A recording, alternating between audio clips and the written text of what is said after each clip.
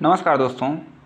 जियो 203 का एक टॉपिक है distribution and production of major crops, जिसमें आपको वीट, राइस एंड टी के बारे में पढ़ना है। जो कल आपका एग्ज़ाम है उसके लिए ये बेहद महत्वपूर्ण होगा, वीट, राइस और टी का प्रोडक्शन और डिस्ट्रीब्यूशन। ये वीडियो मैं ब्रीफ में बना रहा हूँ ताकि आपका कल के एग्ज़ाम में कोई क्वेश्चन ना छूट पाए, और इसको शॉर्ट नोट की तरह मैं लेके आया हूँ, तो आप ध्यान से सुनिएगा और समझने की कोशिश कीजिएगा। चलिए वीडियो को शुरू करते हैं। सबसे पहले हम जानेंगे कि चावल जो है, चावल का प्रोडक्शन डिस्ट्रीब्यूशन क्या है, कहाँ कहाँ पर है, और इसके बारे में बेसिक जानकारी इंट्रोडक्शन जानेंगे। उसके लिए जो जियोग्राफिकल कंडीशंस है उसके बारे में जानेंगे, और इसी तरह गेहूँ और चाय के बारे में भी जानेंगे। सबसे पहला चावल जो है, इसके बारे में इंट्रोडक्शन आप लिख सकते हैं, गेहूं के बाद विश्व की सबसे महत्वपूर्ण खाद्य फसल है ये, ठीक है। गेहूं के बारे में भी जानेंगे अभी।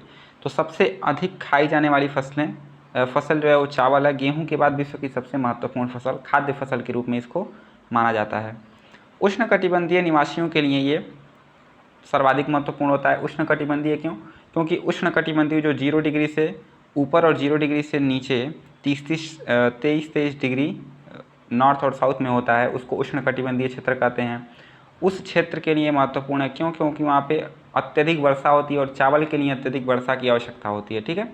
धान का आदि स्थल अगर आपसे पूछा जाए तो दक्षिण पूर्वी एशिया की दलदली नदी घाटियाँ और डेल्टाई भाग, तो धान वहीं पे होगा जहाँ पे अत्यधिक जल होगा, या तो वो वर्षा के माध्यम से हो या तो सिंचाई के माध्यम से। तो सिंचाई कहाँ पे होगा? डेल्टाई क्षेत्रों में होगा, जहाँ पे नदी होंगे वहाँ पे होगा। तो इसीलिए दक्षिण पूर्वी एशिया की जो दलदली नदी है और घाटियाँ हैं वहाँ पर यहाँ इसका आदि स्थल माना जाता है, ठीक है। तो 30 डिग्री नॉर्थ से 30 डिग्री साउथ तक इसका जो है पूरा विस्तार देखा जाता है। जियोग्राफिकल कंडीशंस, भौगोलिक दशाएं क्या क्या इसके लिए चाहिए होने के लिए? सबसे पहला चीज़ है टेम्परेचर इसके लिए बोते समय 20 डिग्री सेंटीग्रेड होना चाहिए, मतलब इसके लिए उच्च टेम्परेचर भी चाहिए। तो उष्णकटिबंधीय क्षेत्र में है तो वहाँ पे उच्च तापमान भी रहता है, ठीक है। बढ़ते और काटते समय, अर्थात पकने और काटते समय इसका जो तापमान है वो 24 से 27 डिग्री सेंटीग्रेड के बीच होना चाहिए। 19 डिग्री से अगर नीचे आएंगे तो इसका फसल जो है नहीं हो पाएगा। 20 डिग्री से ऊपर आना चाहिए टेम्परेचर, बोते समय 20 और बढ़ते और काटते समय 24 से 27 डिग्री सेंटीग्रेड होना चाहिए। रेनफॉल की बात करें तो 125 सेंटीमीटर से अधिक वर्षा, यहाँ इसमें 200 सेंटीमीटर तक वर्षा जा सकता है, ठीक है। चूँकि इसके लिए बहुत अधिक पानी की आवश्यकता होती है। अगर वर्षा के माध्यम से ये नहीं आवश्यकता इसकी पूर्ण हो पा रही है तो सिंचाई करना पड़ेगा। और प्रारंभ में 2-3 महीने खेत में अगर पानी भरा हो तो ये मतलब अच्छी फसल होती है, ठीक है। सॉइल की बात करें, मिट्टी की बात करें तो गहरी दोमट मिट्टी चाहिए। गहरी दोमट मिट्टी क्यों? क्योंकि ये जो मिट्टी होती है दोमट मिट्टी, ये पानी को अधिक से अधिक जो है अपने अंदर समाहित कर पाती है, ठीक है। तो इसके लिए पानी उसमें रुक पाता है, तो चीका और कांप की प्रचुरता उसमें रहनी चाहिए, ठीक।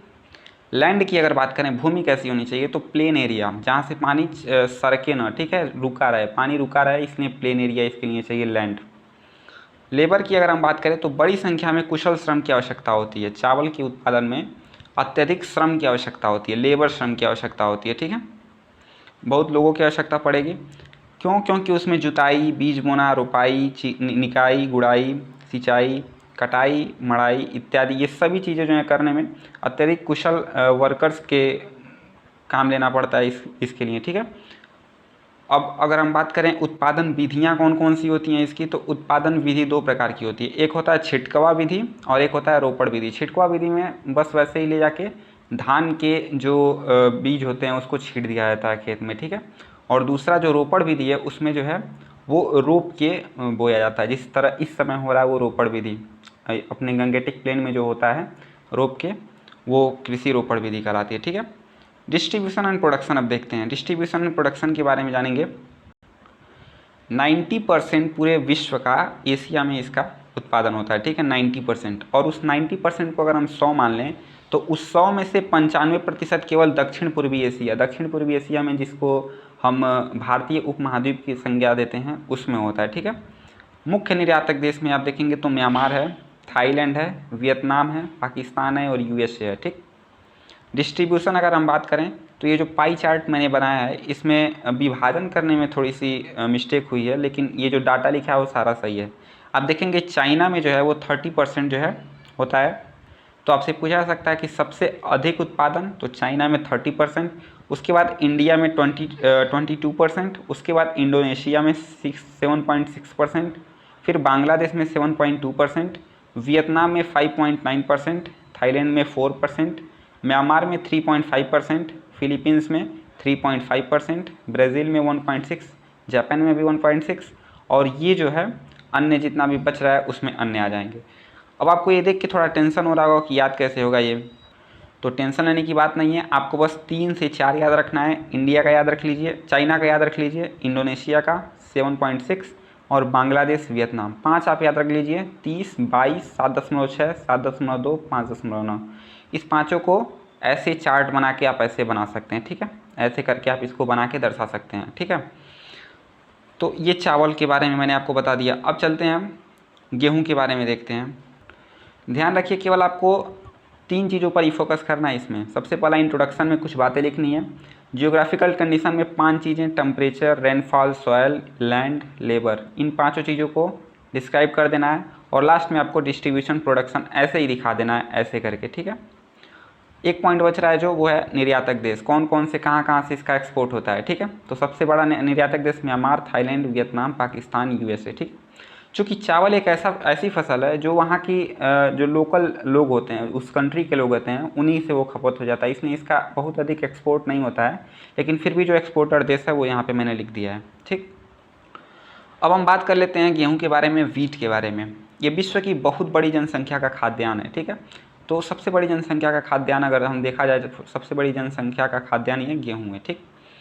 इसमें मुख्य रूप से प्रोटीन, कार्बोहाइड्रेट, विटामिन्स, ये सारी चीज़ें पाई जाती हैं। तो ये जो है चावल से बेहतर भी होता है।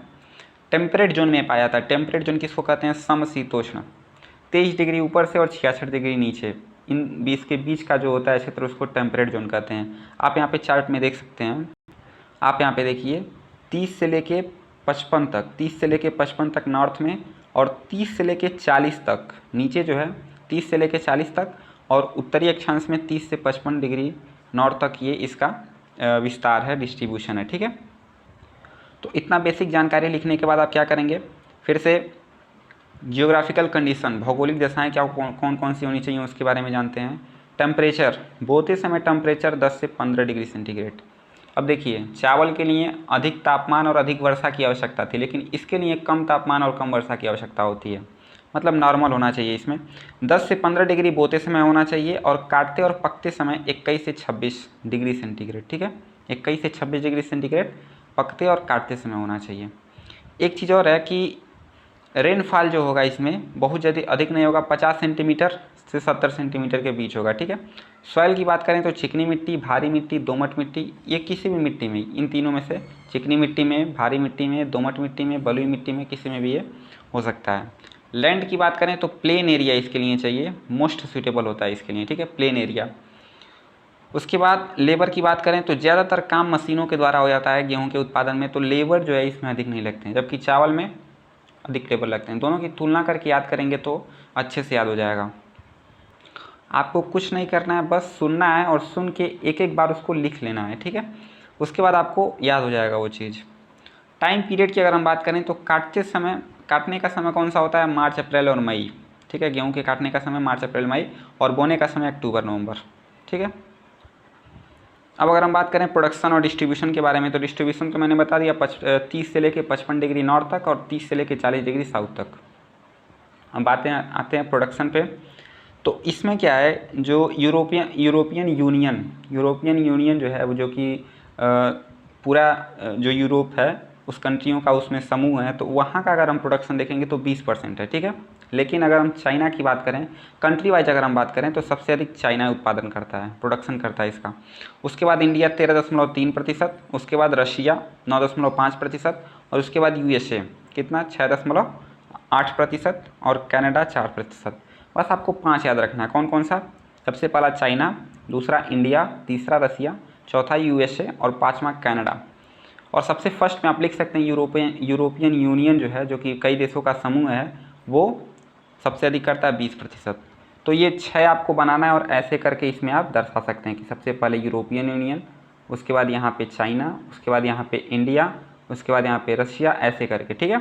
और यहाँ पे आप परसेंटेज लिख दीजिए ऐसे करके, जैसे 5, 0, 5, 10 ऐसे करके आप बढ़ते जाएंगे। तो जितना प्रतिशत रहेगा आप उसमें लिखते जाइएगा। ये चार्ट बना दीजिएगा तो ज़्यादा आसानी रहेगी।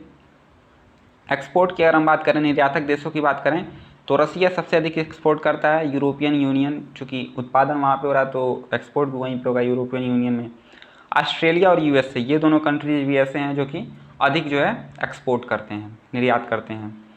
अगर ये पूछे कि टॉप 3 कंट्री बताइए प्रोडक्शन करने वाला चावल का, गेहूँ का, तो चाइना, इंडिया और रशिया, ये तीनों आप लिख सकते हैं। 17% चाइना, इंडिया जो है 13.3% और रशिया 9.5%। आप या तो ऐसे बनाइए या तो ऐसे बनाइए जिसमें आप सूटेबल हों। ठीक, अब आइए देखते हैं चाय के बारे में। चाय जो कि थियासिनेसिस नामक पौधे का एक वंशधर है। ठीक है, किसका? थियासिनेसिस। और ये इसको स्फूर्तिदायक पेय पदार्थ भी कहते हैं। ठीक है, इसमें थीन नामक तत्व पाया जाता है। थीन, THEEN, ये आपके ऑब्जेक्टिव में पूछा सकता है, इसलिए बता रहा हूँ। थीन नामक तत्व पाया जाता है। उष्णकटिबंधीय पौधा है। जिस तरह चावल एक उष्णकटिबंधीय पौधा है, उसी तरह चाय भी एक उष्णकटिबंधीय पौधा है। ठीक है, इसका आदि स्थल चीन से माना जाता है। ठीक है, इसकी मुख्य 3 किस्में होती हैं, क्योंकि सबसे अधिक चाय उत्पादन एशिया में ही होता है और विकसित देशों में होता है। तो एशिया में अगर हम बात करें तो मुख्य रूप से उत्पादक देश चीन है, भारत है, श्रीलंका है। तो 3 प्रकार की किस्में पाई जाती हैं व्यापार की दृष्टि से, एक चीनी चाय, एक भारतीय चाय और एक संकर चाय। ठीक है, जियोग्राफिकल कंडीशन की अगर हम बात करें तो टेम्परेचर 25 से 30 डिग्री सेंटीग्रेड होना चाहिए। तो ऐसा टेम्परेचर कहाँ पे मिलेगा? विषुवत रेखा के बीच मिलेगा। ठीक है, विषुवत रेखा के अगल बगल, मतलब विषुवत उष्णकटिबंधीय क्षेत्र में मिलेगा। ठीक है, कहीं कहीं पे उपोष्णकटिबंधीय क्षेत्रों में भी ये सामान्यतः पाया जाता है, प्रायः पाया जाता है। रेनफॉल कितना होना चाहिए? 150 सेंटीमीटर वार्षिक वर्षा इसमें होना चाहिए, जिस तरह चावल के लिए चाहिए। बेसिकली चावल से इसका भौगोलिक दशाएं सेम है। ठीक है, लैंड की बात करें, लैंड आप देखिए, लैंड उसमें क्या था? चावल में क्या था? एक समतल भूमि चाहिए था, लेकिन इसमें क्या है? सुप्रभावित धरातल अर्थात ढालू भूमि चाहिए, जहाँ से पानी सरकते हुए नीचे आ जाए, पानी रुके ना, नहीं तो इसकी जड़ें सड़ जाती हैं। ठीक है, चाय की जड़ें सड़ जाती हैं, इसीलिए इसको ढालू भूमि पर रखते हैं। तो ये उससे डिफरेंस है चावल से।